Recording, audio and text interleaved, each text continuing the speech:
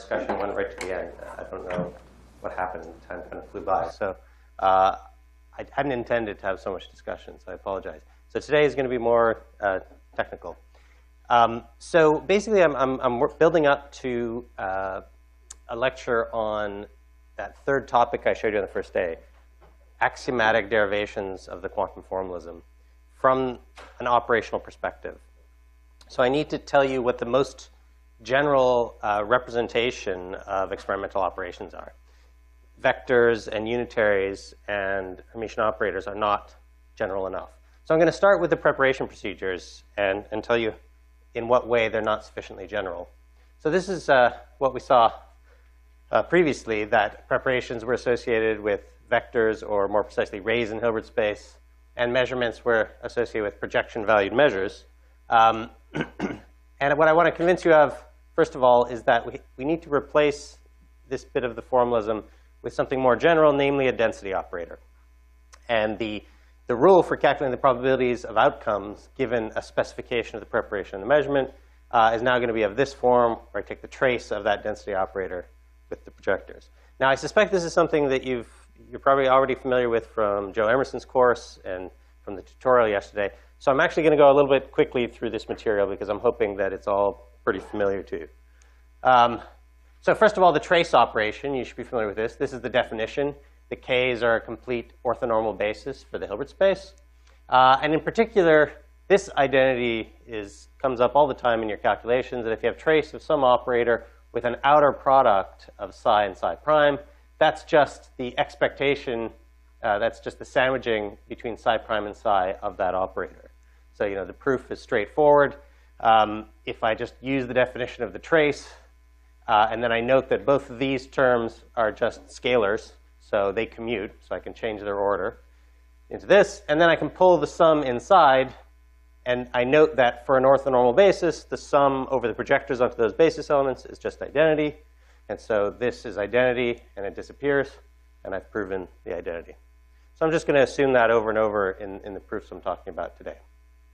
And of course, in the special case where I'm just taking the trace of an outer product, well, that's like this expression where A is identity. So it's just the inner product with the vectors reversed. OK, so let me give you the first example of why you need to go beyond vectors to represent preparation procedures. Suppose you have 3 different preparation procedures, and you've identified that they're associated with 3 different vectors in Hilbert space, which I'll call psi1, psi2, and psi3. And then what you're going to do is devise a new preparation procedure, and that's what this sort of outline represents. It's a bigger box with an output aperture here. And in this bigger box, you choose at random, by rolling some dice, for example, which of these 3 preparation procedures you're going to implement. And so somebody outside the box doesn't learn which of these was implemented. All they know is that a dice was rolled, and then one of those was chosen probabilistically. And so the question is, from the perspective of somebody outside the box who just knows that this is what's going on, what should they predict about the different probabilities of outcomes over here on this measurement? So they really want an element of the mathematical formalism that is a catalog of their expectations. It's going to be able to generate all the probabilities for the different outcomes k. So here's how you do it. You say, well, the probability of getting outcome k is just given by this standard formula of probability theory. It's the probability that the ith possibility in this dice roll came up times the probability that you would get outcome k after having prepared the ith preparation procedure. And then you just need to ask, well, what does quantum mechanics say this probability is? And that's exactly what we've seen before, that for, say, psi I, the probability of outcome k is just the expectation value for psi I of the projector pi k. So this is the overall expression for the probabilities of outcome k. And now I can just massage this expression a bit. So using that identity I showed you, this expectation can be written as trace of pi k times the projector onto psi I. The trace is a linear operator, so I can move the sum inside the trace. I can move the PIs, they're scalars, they commute with everything. I can move them inside. And so I can get this expression. It's trace of the pi k times this, which now looks like an average of projectors onto the psi I. So I can rewrite the expression for the probability of outcome k as just trace pi k rho, where I've defined rho now to be this sum of projectors onto the pi I. And typically, the predictions you get, the kinds of statistics you get for this measurement, for some density operator rho, that's a non-trivial sum of these guys, is a sort of statistics that you won't see for any individual vector in the Hilbert space. So you get new kinds of statistics arising from preparations like this one that doesn't arise for any particular psi on an individual preparation. OK, so just to summarize, if you have an ensemble of states, so a set of states psi with weights pi, and those vectors are normalized, they don't have to be orthogonal. So nothing I said in the last slide presumed that psi1, psi2, and psi3 were orthogonal states. They can be any three states. In fact, they could even be, some of them could be equal to one another. The prescription is the same. You take that average. And assuming that the PIs form a probability distribution, then this ensemble defines a density operator through this averaging formula. OK, what are the properties of this operator? The first is that it's positive. So this is the definition of positivity for an operator. It's just that the expectation value of that operator for all states on the Hilbert space should be positive. So we can verify that the operator I defined on the last slide is positive.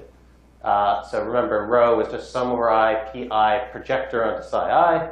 I take the expectation value for psi. This is just mod of this overlap squared. So these guys are all positive. These PIs are probabilities. They're all positive. So the whole thing is positive. And this is true for every psi. So it's a positive operator. And the second property is that its trace is 1. So again, just take that expression for rho, take the trace. You pull that inside the sum. And each of these vectors, because they're normalized, the trace of these guys is just 1. So I just get the sum over I of pi. That's a probability distribution. So it's 1. So density operators are unit trace positive operators. Now, one of the key distinctions is between pure states and mixed states. This is going to come up over and over again. So a pure state is defined as a density operator that's extremal relative to mixtures of states. So it means that if you ask what are the possible ways of decomposing that density operator into mixtures of projectors onto vectors, the answer is there's only one way to do it, and it's sort of a mixture. It has probability 1 for one element and 0 for all the others. It's this decomposition here. I cannot rewrite this as a sum of projectors onto other vectors. That's the sense in which it's extremal. The mixed states are all the other ones, the ones that aren't extremal. So let me mention something that's kind of nice about working about density operators. So in undergraduate quantum theory, you're always working with vectors. And there's always this sort of annoying thing that the global phase factor of a vector isn't physically significant. You get all the same predictions as you change that global phase factor. If instead of working with the vectors, you work with the density operator, well, that asks you to take the outer product of the vector with itself. So multiply it by its adjoint. And taking the adjoint of a vector always takes the complex conjugate of any phase factor. And so the phase factor cancels. So when you're working with density operators, if you look at the set of parameters that define a density operator, varying any one of those parameters corresponds to a real physical difference. So if I vary any parameter in a density operator, there's always some measurement that will have different statistics by virtue of that variation. Whereas when we were working with vectors in Hilbert space, there was a parameter, the global phase factor, that you could vary without changing the statistics of any measurement. So that's why I think the density operators are particularly nice, because they eliminate unphysical degrees of freedom like this global phase vector. Yes? Apart from when thinking about the tutorial that we worked on yesterday, I don't see, just according to what's in the slide and what you said, why we know, or why I should know that every parameter, like the global phase vector, in a density operator is physically significant. Well, let me just convince you of that. So I think you probably did this in Joe Emerson's course, but for any density operator, you can always find the spectral resolution of that operator. So you can find a set of states, psi I, which do form an orthonormal basis, and a set of probabilities pi, such that you can write rho in this form. So it might be, if rho is pure, that it's this one here. The spectral resolution just has the single element in it. Or if it's mixed, then it's like this. And and so in this case, the parameters that describe the density operator are the probabilities. So if there's sort of d or n terms in the sum, there's n minus 1 independently variable probabilities. And then there's the parameters that fix what this basis of the Hilbert space is, what the psi i's are. And so now imagine varying any one of those parameters. So for example, if I vary these guys, then if I follow this preparation with a measurement in the basis of the psi i's, well, the probabilities of the different outcomes are going to change. The probabilities of those outcomes will now just be given by the pi's. Right? That should be clear, that if I have this guy, and the psi i's are orthonormal, and I measure the psi I basis, I just get the different outcomes with these probabilities pi. So clearly varying the pi's varies the statistics of that measurement. But furthermore, if I vary this orthonormal basis, then also, which that will also change the statistics for some measurement because, well, let me, I don't know what the best way to explain it is, but take the special case where the state is pure. Clearly is that if I vary which pure state I'm preparing, then there's only one measurement that gives me sort of a deterministic result. It's the measurement that includes that state in the basis. And so as I vary the spectral projectors, I also vary which measurement is most predictable. So anyways, if maybe I haven't convinced you entirely, but I don't want to dwell too much on that. But it's just asked the wrong question. Sorry? I probably just asked the wrong question. No, it's not exactly what I meant. Oh, that's not what you meant. Okay. No, well, I mean, that is partially what I meant, but I had a question also about something else on the slide that I suppose I can ask you afterwards. Okay. Any other questions about this so far? I take it this is all quite familiar by now. Yeah? Okay. So let me say one other thing. Well, actually, I'm going to say more about preparations. But here's another interesting point, which is sometimes if you can have a density operator which is the projector onto a coherent superposition of two orthogonal states, 0 and 1. And then if you write that out, it's just the outer product of this with itself, and you find that you get these cross terms. That state is different from this sort of quantum state, which is the same weights for the 0 and 1 projectors, but no cross terms.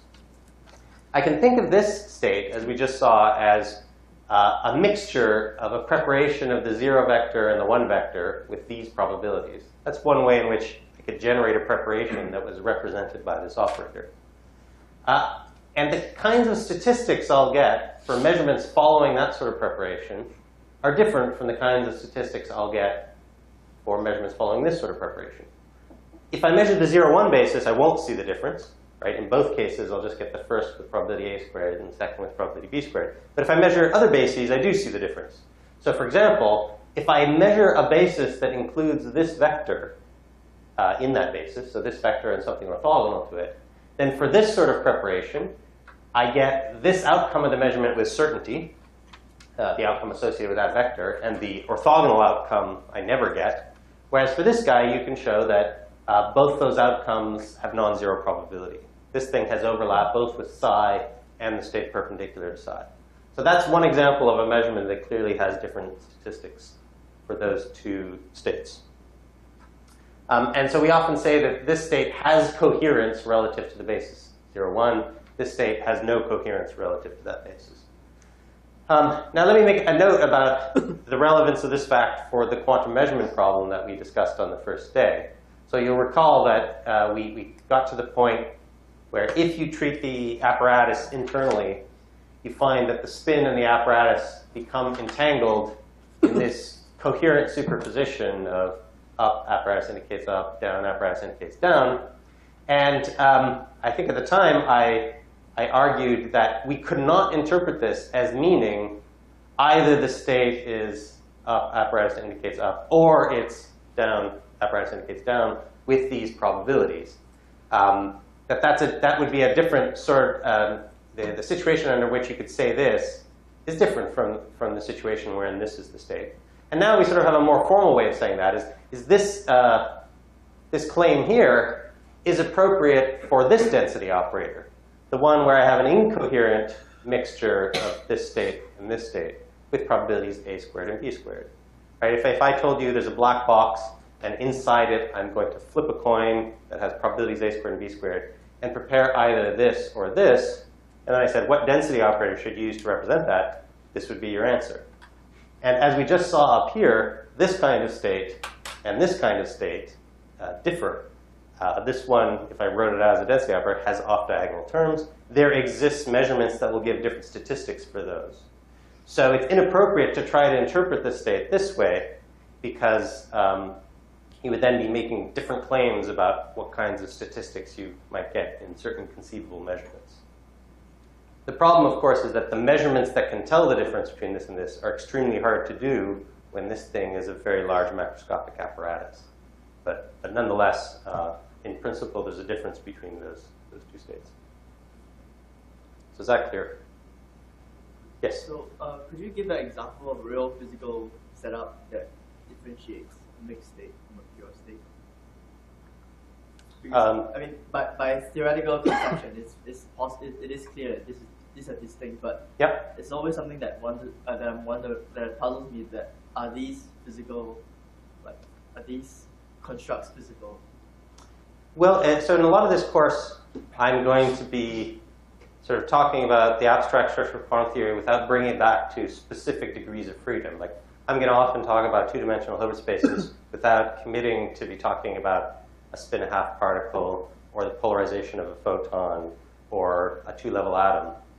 So let me ask now, is your question to some extent, can you show me an example that involves something like a spin or a polarization or an atom? Is that the flavor of your question? Yeah, probably. It's like, how do we really physically prepare a mixed state?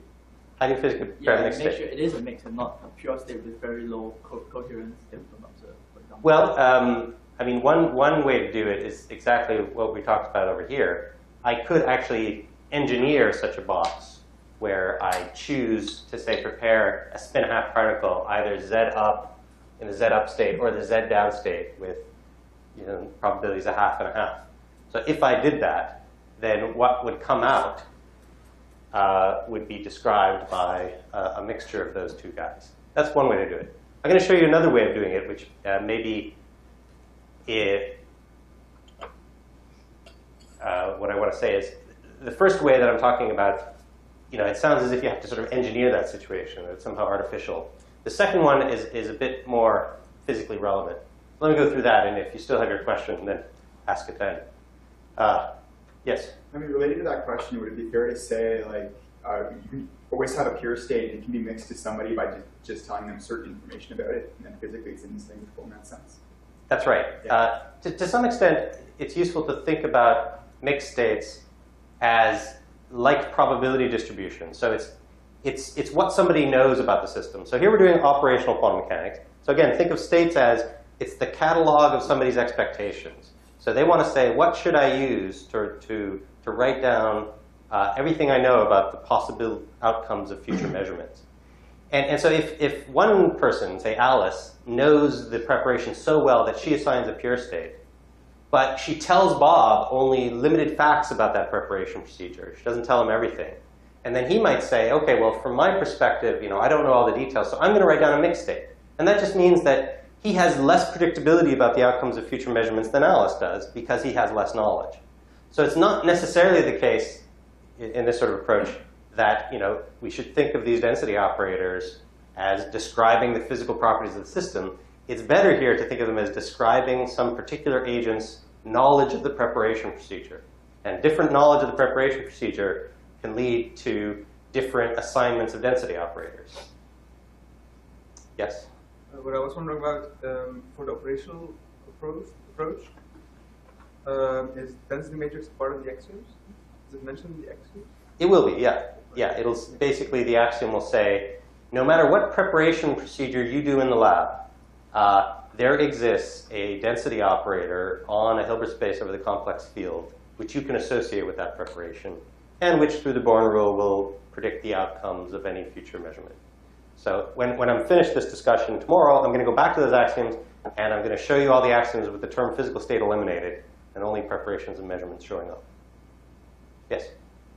Aren't there other situations in which we would need to describe the states as a mixed state row, apart from the situation in which, say, Alice prepares different pure states with different probabilities? Yes. So what are such situations? This. This is the other situation. So imagine you have a system S, and you have some other system. And it's typical, it's standard to call this an auxiliary system. If you're interested in S, then the other system is called the auxiliary system or the ancilla system. You might have heard that terminology in one of your courses already. And imagine that you've prepared the pair of them in some coupled way. So it's possible that these two guys are prepared in some entangled state, not necessarily a product state. But now suppose that you just sort of throw away system A, and you only let system S come out of this overall box. And you want to make predictions about the outcome of some future measurement. So the question is, if you know that this S was entangled with A, what operator on the Hilbert space of S should you use to make predictions about the outcomes of these future measurements? Okay, so this is clearly different from the other scenario we saw. So again, I'm going to need to just give you a little bit of mathematical background, which I expect you to already be familiar with, but let's go over it. So I need to find the partial trace operation. And to do that, I start by defining the partial inner product. So if I have a state on a Hilbert space of S and some other state on the Hilbert space, which is the tensor product of Hilbert spaces for S and A, and I take an inner product between this guy and this guy, well, that's not the standard kind of inner product, because these vectors are defined on different Hilbert spaces. What this defines is a vector on the Hilbert space of A.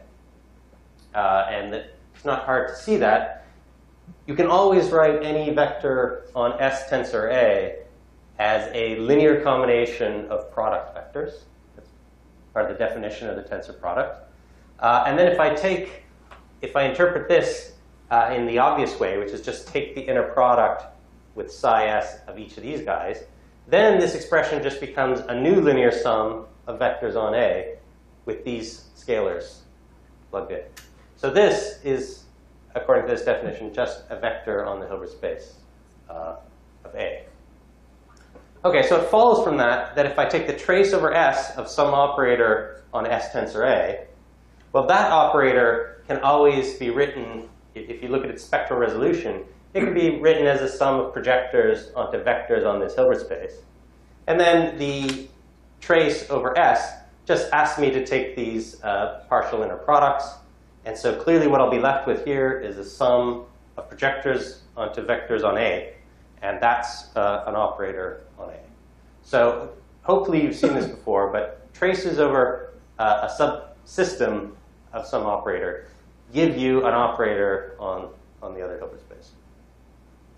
OK, so let me mention one useful fact. If I'm taking the trace over the whole Hilbert space, S tensor A, of some operator, then I can always break that trace up into a composition of traces on each of the subsystems. Yes? When we pick a basis to use to implement a trace, does the basis have to be orthonormal? Yes, these Ks, although I haven't written it explicitly here, are assumed to be an orthonormal basis. You can choose any orthonormal basis to evaluate the trace. It doesn't matter which one you choose, you always get the same result. Other questions?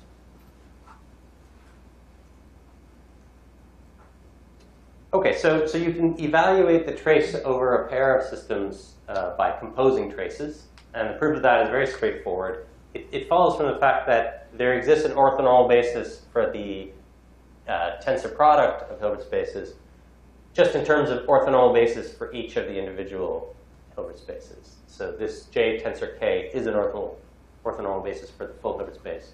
And then I can just do some algebra to write it out such that the trace over A happens before the trace over S. So I have that identity. So these are the kinds of things that, in this course, we're going to just use these all the time. All right, let me get back then to the question of what is the right mathematical representation of this preparation procedure here, where you look at half of an entangled state. All right, well, it's the same old trick. We use what we know about what's going on inside the box. So if I want to know what the probability of outcome K is in this experiment, well, I just say, look, I've prepared this entangled state on S tensor A. And now I want to think of what's going on here as a measurement on the pair of systems. It's just that it's a composite, it's a joint measurement. It just happens to be trivial on system A.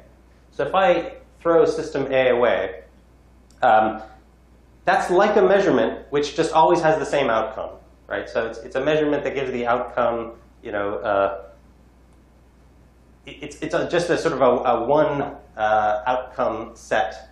The set of outcomes is a one element set. It's always the same thing occurs.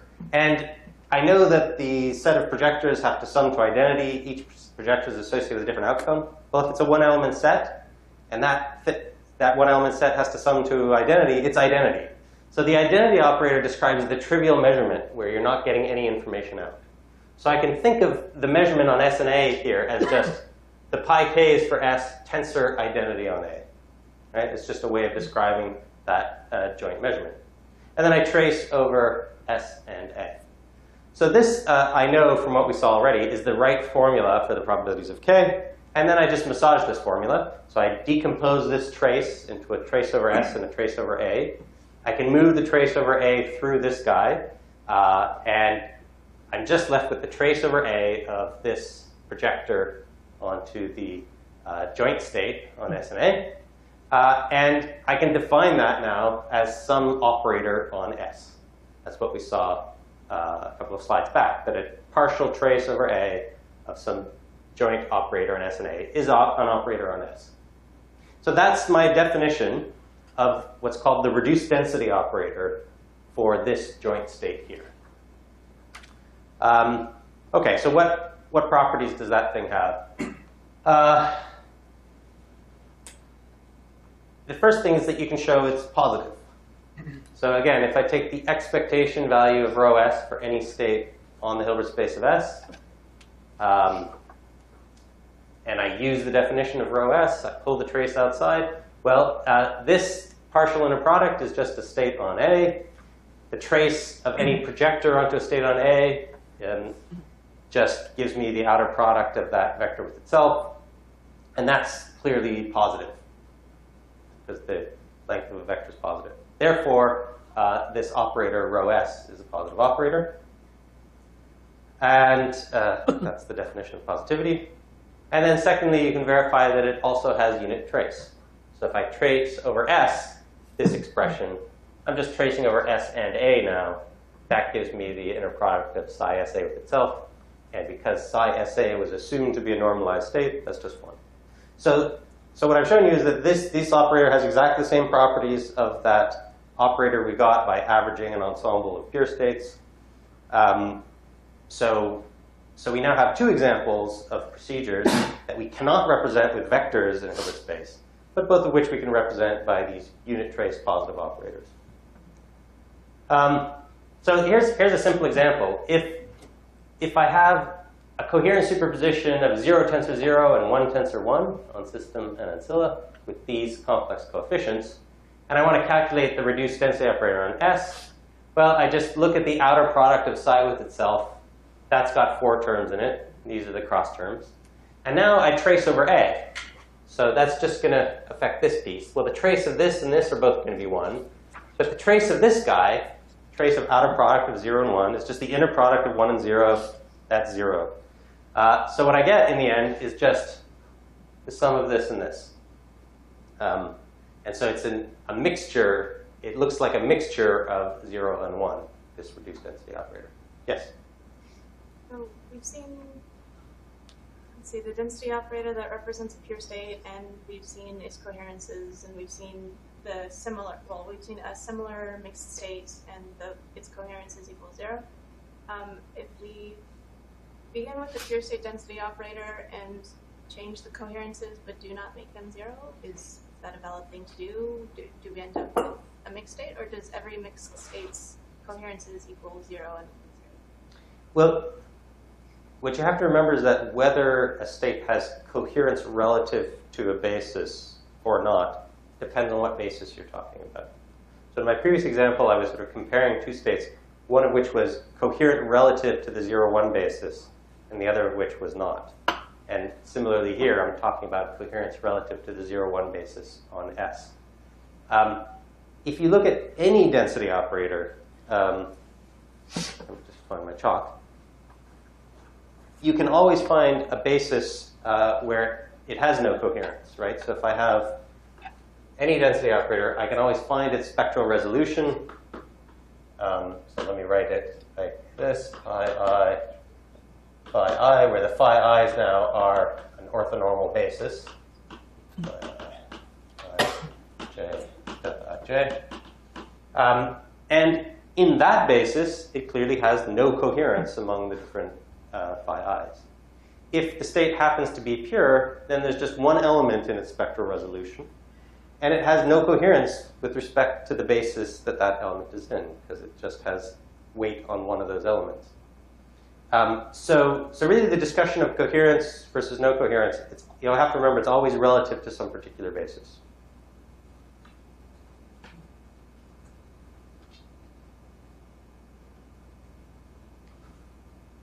OK.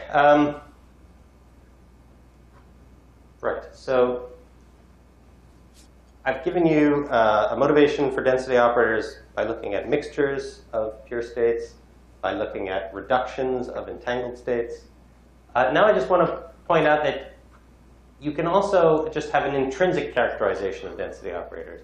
So you can just say any operator that's positive and unit trace is a possible representative of some preparation procedure. So in fact, it's not just that every preparation procedure you can conceive of is represented by some density operator. Every unit trait positive operator does represent some particular preparation procedure you can do. You can always find a preparation for any given operator. And in particular, you can always find an ensemble of pure states, for any operator rho that has the density operator rho as its average. Okay, so it means that any density operator, there's a preparation of that first sort, which is just a mixture of pure states, which can achieve it. So another way of saying that is that every rho admits of a convex decomposition, which just means that decomposition as a mixture into pure states. But secondly, it's also true that for any density operator rho you give me, there exists a pure state on the system and another system, the ancilla, which only needs to be as large in dimensionality as your original system. So I'll just say there exists a pure state on 2 copies of the system, such that your density operator rho is the reduced density operator of that pure state. Okay, so it really means that any density operator can be implemented in either one of these ways I've told you about. Yes? 2 questions. What is an intrinsic characterization? What does that mean? So what I mean by that is, I guess I'm saying let's characterize the set of operators that can represent a preparation procedure, not by some particular specification, like we're taking a mixture of pure states or we're taking a reduction of an entangled state, but just by specifying the mathematical properties of those operators. Does that make sense? I think so. Well, to me, I think so. Second question is, so a lot of the properties that you're presenting can be proved algebraically, but how do we know that every operator on H that is positive and has unit trace represents a preparation procedure? I don't see how to prove that algebraically. Well, so I haven't proved either of these claims to you explicitly, but the first one you can see by virtue of the fact that every positive operator that has unit trace, when I write down its spectral resolution, it will define an orthonormal set of states, and it will define, because it's unit trace and positive, a probability distribution. So its eigenvalues will form a probability distribution. So the spectral resolution of rho already defines one ensemble which can be used to prepare rho. This is a bit more involved to show, but I suspect that perhaps the last question on the first tutorial sort of goes into this deeply enough that you should see why this is true. Yes, okay, I was asking about the first part. Okay. So you can always do this, but there's something more which is relevant, which is there's actually many ways of forming a given density operator as a mixture of pure states. So if I go beyond the case of orthonormal sets of pure states and include the case of non-orthogonal states, I can find that there are actually many, many ensembles, all of which, in fact, an infinite number, all of which give you the same density operator. And similarly, you can show that there are many pure states on the larger Hilbert space, all of which have the same reduced density operator rho. So let me give you some quick examples of that. You already saw this in the tutorial yesterday. But the completely mixed state on some two-dimensional Hilbert space of a spin-a-half particle can be decomposed into a mixture of z spin up and z spin down, or x spin up and x spin down, or spin up and spin down along any axis in space. And in the block sphere picture, which you worked on, that just corresponds to the fact that you can decompose it along any ray. So that's an example of this multiplicity of different decompositions. And note something that's interesting for the interpretation of quantum mechanics. What this means is that it's actually difficult to have a straightforward interpretation of mixtures in terms of ignorance. So if I said, whenever I have a preparation that's associated with the density operator identity over 2, I should think of it as really it's either preparing z spin up or it's preparing z spin down with probability half. Let's say I tried to make that claim. Well, there's a problem because I can also think of it as x spin up or x spin down with probability half. And that's a very different claim. How do I justify that first claim as being kind of, the z basis being more preferred somehow than the x basis? I would need to have some sort of criterion for picking out one basis in the Hilbert space from among all others. And because of the symmetries of the problem, there doesn't seem to be any reason to pick out a basis. So any straightforward idea of interpreting mixed quantum states as just ignorance about some underlying pure quantum state immediately runs into problems because of this multiplicity of possibilities for decomposing it into pure states. Yes? But why is it a problem? You can suppose that it's actually one of them, that it's actually, for example, really spin up, spin down, but you don't know which. Well, then the other ones just happen to give the same thing. Good. You could say, well, if you don't know which it was, there still might be some matter of fact that it really was prepared either in the z-spin basis or the x-spin basis. That's true. But it's very odd that something that's really going on, some real difference between, say, this ensemble and this ensemble, somehow has no effect on the consequences of any measurement you do. So if you took that view, you'd say there's some fact of the matter about that system which isn't revealed by any measurement I do on it.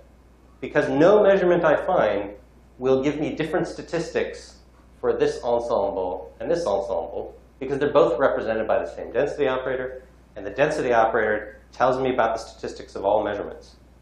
So there are people who certainly suggest the interpretation that you're talking about. There's some preferred mixture, however it was prepared. But then you're in this uncomfortable situation that that fact about the system is no longer accessible, no matter what measurement you do. And next week, we're going to see how to turn. So I'm trying to argue that that's a sort of unnatural thing for a theory to have. And I'm going to formalize that next week. And we're going to see that it's related to something called the contextuality of quantum theory. Yes? If all an operationalist wants to do is start with a set of instructions and predict the probability that an eventual measurement has some outcome, then does that really bother an operationalist? You're right. I think an operationalist could just say, look, I've got an object I can use to make predictions. I'm good. It's more, I guess, here I'm talking a little bit about, we're starting to see how this minimal operational framework is already teaching us something about possible realist interpretations. So if you want to go beyond operationalism and say, well, what's really going on is there's some properties associated with this guy, and when I do preparation associated with this, really I'm preparing a system with either these properties or these properties, and I simply don't know which. If that was your sort of first attempt at a realist interpretation, I'm saying it runs into some problems. Yes? So from a strictly operational point of view, just like there are some things that we can throw away in our list of instructions because they don't actually affect the outcome of things, Mm-hmm. Could we simply consider that if you prepare it half in one state and half in the other, which state that is one of the things you throw away? Exactly, yeah. From an operations perspective, your choice of which ensemble you use to prepare this mixed state is just like the color you painted the apparatus. Yeah. Ultimately, it has no effect on the statistics of any measurement. And next week, I'm actually going to define the context of the preparation procedure to be the list of all those features of the preparation that are irrelevant to the statistics, like the color, but also which ensemble of pure states you use to form a mixed state will count as part of the context, because it has no influence on any of the statistics. OK, so the other point I wanted to make here, which is going to come up at the end of this week, is that this fact about the multiplicity of convex decompositions somehow is critical to the convex structure of the set of quantum states. And what we're going to see is that one way of distinguishing quantum theory from classical probabilistic theories from other ways the world might have been is by talking about the particular shape of the convex set of states that it allows. So this, like the block sphere or the block ball, is the convex set of states for a two-dimensional system. And that statement is we're going to see, part of the characterization of quantum theory from part of a way of distinguishing it from other ways the world might have been. So we're going to come back to this. The other point I made was that for any given density operator, there are always many ways of understanding it as the reduced density operator of some entangled state. So here's a really simple example. If I take, again, the completely mixed state on the system S, so identity over 2, well, I can see it as arising as the reduction of this entangled state. So I'm tracing over A, this entangled state, which is just, sorry, there should be a, yeah, no, that's right. 1 over root 2, Z up, and Z down. But this other entangled state, psi 2, which just correlates Z spin with X spin instead of Z spin, if you calculate the reduction on that, it's exactly the same. It's identity over 2. So again, you're going to have a continuous set of pure states on the larger system, all of which yield the same mixed state for the system. And so again, you can think of this from the perspective of the system alone. This is a kind of a difference of context. Whether you've prepared the system by preparing it entangled with an ancilla this way or this way makes no difference to the statistics of any measurement you do later on the system. And that's also going to be an important fact about distinguishing quantum theory from other sorts of theories. OK, that's it for, oh, sorry. Nope, I have one other thing to say, which is back to this question of can we have a simple ignorance interpretation of mixtures? The fact that here the mixed states are arising by reduction rather than a mixture of ensembles, again, here, if I've done this sort of preparation, say this one, and then I've thrown away A, and somebody proposes that we should interpret this mixed state as a mixture of pure states, I would ask, how do you pick a preferred basis? It's not obvious that Z spin should be picked out, because I could rewrite this state for some other basis on S. And furthermore, if you're telling me that really the way to interpret this is that the system S was Z spin up or Z spin down, well, that seems to be in contradiction with the claim that really S and A were in this coherent superposition of possibilities. Because if S alone was really Z up or really Z down, then I would have expected that S and A were not in this state, but rather in a mixture of the projector onto this guy and the projector onto this guy.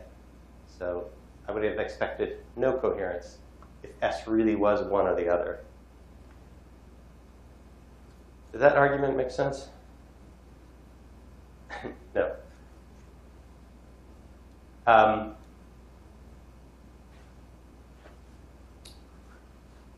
Okay, you tell me if I need to go over that again or whether it made sense.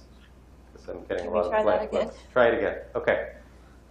So I want to make an argument that because any mixed state can be understood as the reduction of an entangled state, that poses a difficulty for any realist interpretation that wants to interpret mixed states as being just ignorance about which of some set of pure states was prepared.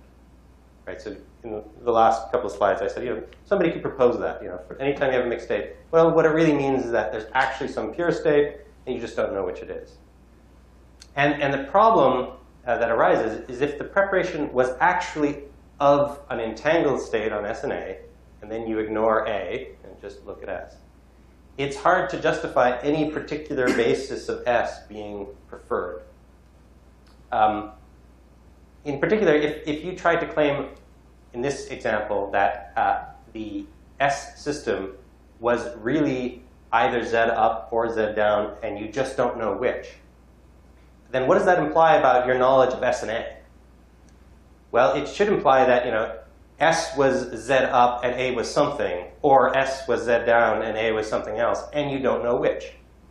But if that's what you knew about S and A, you wouldn't associate it with this quantum state. You would associate it with a mixture of the projector onto this guy and the projector onto this guy. So the claim that S is in some pure state and you simply don't know which seems to be in conflict with your claim that the system SA is in some entangled state about which you have no uncertainty at all. It's that same thing we saw on the first day, that if you look at the larger system and you say, I have no uncertainty about what the state of the larger system is, then how can you say that on the smaller system, the state is one of many possibilities and you don't know which? So we've just sort of formalized the argument a bit here in terms of reduced density operators. OK, I want to move on to the general form of measurements. So I'm going to spend the rest of the lecture talking about that, about 10 minutes. So previously, we associated measurements with Hermitian operators. And this was the formula for calculating the probabilities of the outcomes. I argued that actually the eigenvalues of those operators were irrelevant, and we should just look at the projectors in the spectral resolution. But now I want to go further and say, actually, the most general sort of measurement is not necessarily associated with a set of projectors. It's typically associated with a set of positive operators which sum to identity. And these sorts of sets are called positive operator valued measures.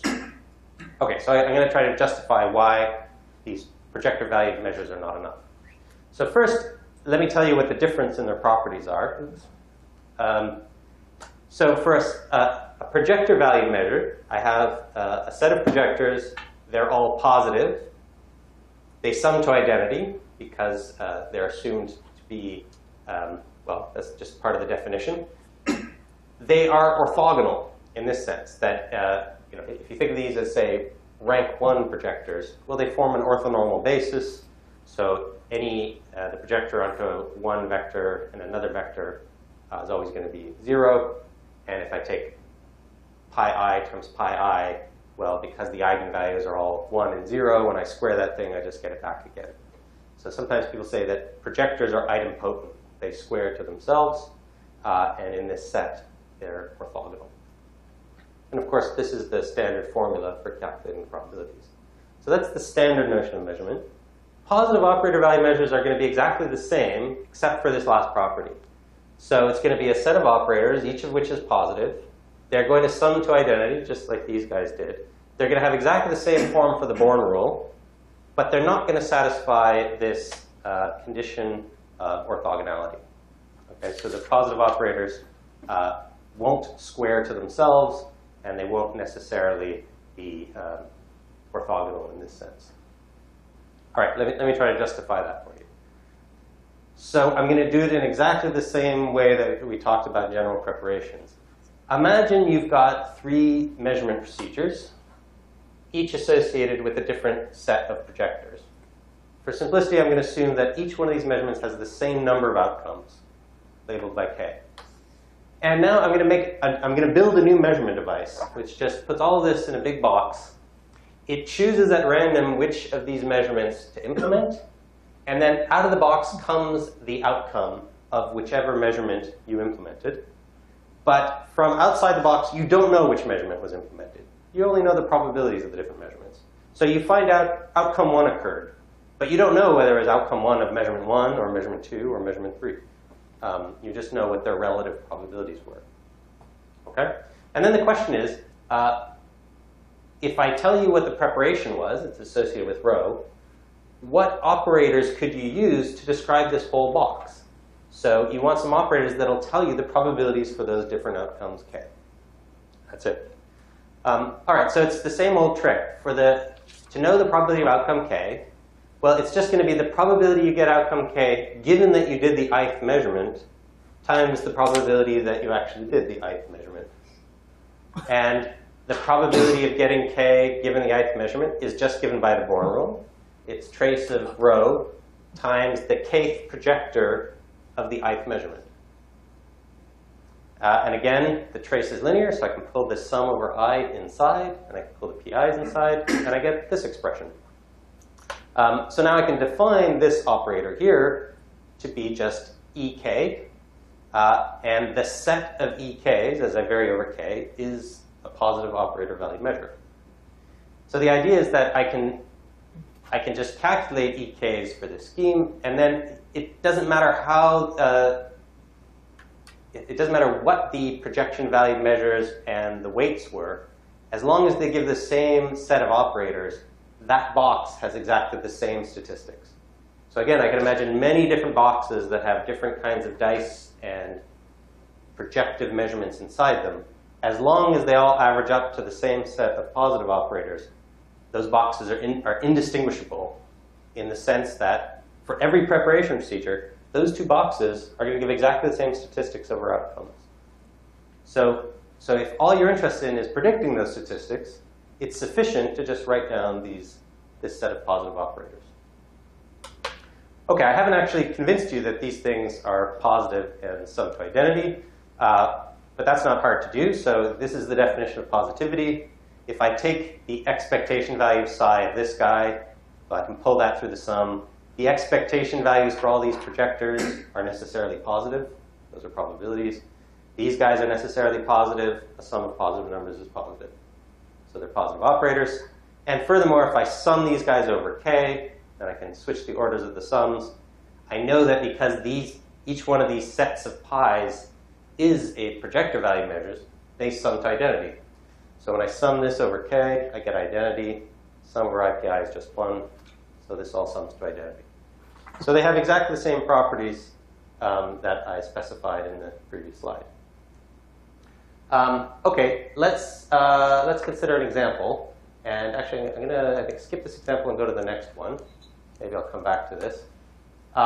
Here's an example. So imagine that you're either going to measure this basis. So 0 and 1 are just orthogonal states of some 2-dimensional Hilbert space. Or you're going to measure this funny POVM here. So this is a POVM because identity over 2 is a positive operator. And if I sum these guys up, I get identity. So it, strictly speaking, satisfies the definition of POVM. But now let me ask you, how should I think about this kind of measurement? What does it correspond to? So forget everything else on this slide. Suppose I just told you I have a measurement. So there's some box in my lab which generates outcomes, and I'm telling you that I've discovered that the right way to model it in the formalism is with this set of positive operators that sum to identity. What does that tell you about the nature of that measurement? Yes? You might as well just throw it away. Okay. Partly, yes. There's a sense in which this tells you nothing about the density operator of the preparation procedure. Because no matter what the preparation was, so if the preparation was associated with rho, and I ask, what's the probability for the first outcome? Well, this is just 1/2 trace of rho, but rho is normalized, so it's just a half. So it says you're going to get the first outcome with probability half no matter what preparation there was. So how would you describe such a thing? You'll get the first outcome with probability half, the second outcome with probability half, no matter what you feed into it. Yes? Turns it into a mixed state.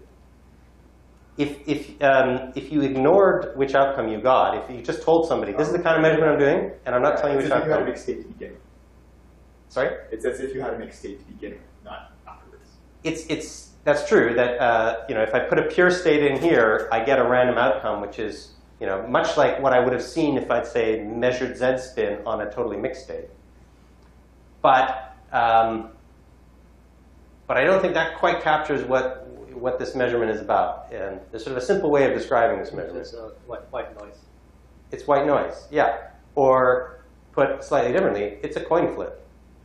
So one thing that could be going on inside this box is that the system runs into a brick, and there's a little mechanism that flips a fair coin and outputs the coin flip. That's exactly what this says, because it says no matter what you feed into the box, you're always going to get probability half for the first outcome and probability half for the second outcome. So yeah, it's just generating noise independent of what's being fed into it. So in a sense, the strict definition of measurement we've been using in this operational framework includes funny things that you wouldn't normally call a measurement, because this sort of thing has nothing to do with what's come before. It's certainly not revealing anything about the properties of the system. But nonetheless, it's a process that takes in a quantum system, generates a classical outcome, so we count it as a measurement. You might quibble over whether we should have used a different word, but this is how it's standardly done.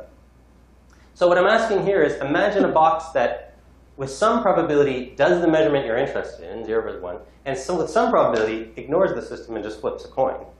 How do we represent that measurement?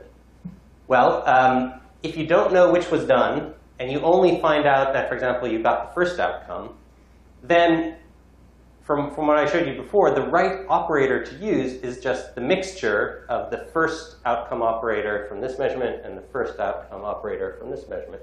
So it's q times 0 plus 1 minus q times this guy. And similarly for the second one. If I want, I can rewrite this in terms of the 0, 1 basis and re-express it as this kind of mixture. And if I try to represent this in the block sphere, which you are all familiar with now, this sort of mixture here is represented by something that lies between the 0 state and the 1 state. So if q is close to 1, then this operator is close to the 0 state. So I put it over here. So for a case where this q is sort of biased towards doing this measurement, you're doing a measurement whose positive operators are the same as states which lie here and here. And so what that means is that if I feed into this device a state 0, so suppose rho is just the projector onto 0, and I ask what's the probability of getting the first outcome, well, I just take the trace of rho with this, and I find it just gives me a half plus q over 2.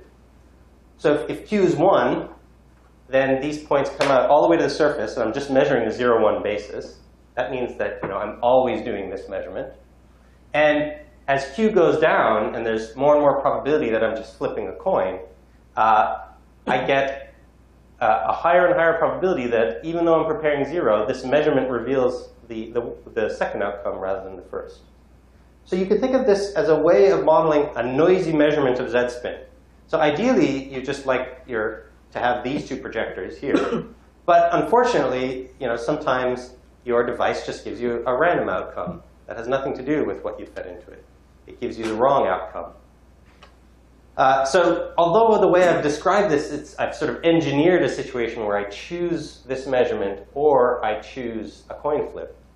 You can also imagine that I might have worked really hard to try to do this measurement, but because of practical limitations, what my device is actually doing looks like a mixture of what I want and some noise.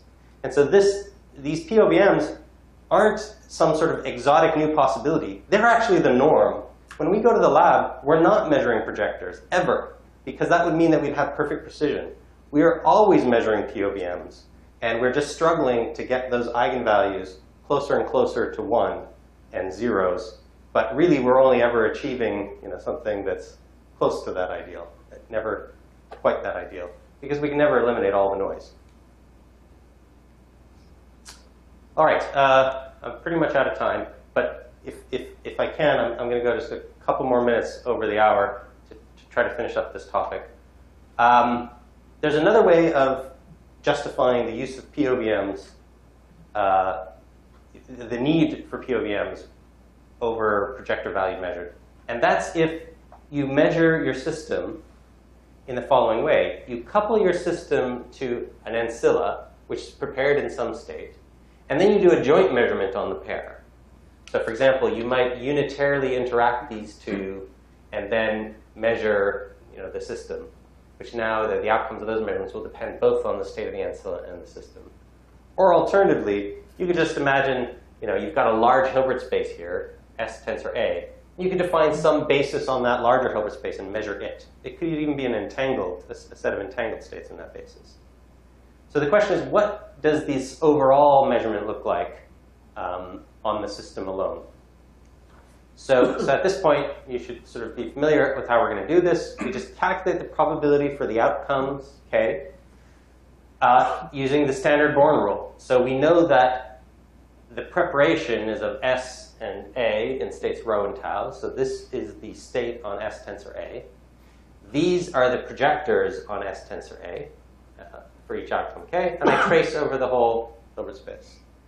I know that's the correct formula for those probabilities. And now I massage this formula. I say, let's take the trace over A inside. And then all the stuff that depends on A can be lumped together. That's this term. And the trace of A only affects it. And we know, so I've used a shorthand. I could think of this term here as identity on S tensor tau A, which is an operator on SA, which I can multiply by this operator on SA. And we know that any operator on SA, when I trace over A, gives me an operator on S. So this whole thing is some operator on S, labeled by K. And it'll be no surprise to you that these guys here all satisfy the definition of the positive operator value measure. So I can test positivity. I won't do it explicitly, but if you test this condition for this expression, you find it satisfied. And if you sum over K, I pull the sum inside, I get identities here. And then it's just trace over A, tau A. Those guys were normalized states, so those traces are all 1. So the sum is identity. So this is a different way of implementing a general measurement by coupling your system to another system and doing a projective value measure on the pair. And the overall effect is represented by a POVM. You're going to see POVMs probably in tomorrow's tutorial, if not on the problem set. So I had an example here, but I think I might skip it and leave you to work out examples in tutorials and problem sets. So let me just jump over that. These overheads are on the wiki, so if you want to go over this example yourself, you can.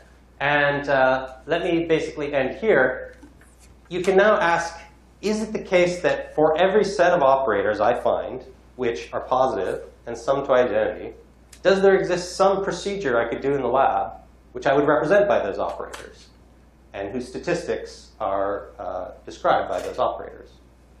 And it's very similar to the question we asked before about density operators. We asked, is it the case that for every positive unit trace operator, there's some preparation procedure that's associated with that? And the answer is yes. So for every set of operators satisfying the definition of a POVM, there is a way of measuring it by coupling the system to an ancilla and implementing a projective measurement on the pair, that last scheme I showed you. Now what's interesting is that here, the first scheme I showed you, which was a mixture of projector value measures, cannot generate all POVMs. So it's not the case that for any POVM, you can obtain it as a mixture of projective measurements. And that's something you're going to see in your first problem set. OK, so the synopsis is I've now justified that if you want to be an operationalist, and your claim is that the mathematical formalism is going to represent preparation procedures and measurement procedures, it's not sufficient to use vectors in Hilbert space and projection valued measures. You have to move to density operators and positive operator valued measures and this algorithm. And then you can really describe any experiment.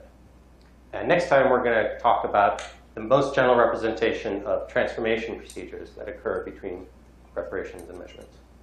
So that's it for today.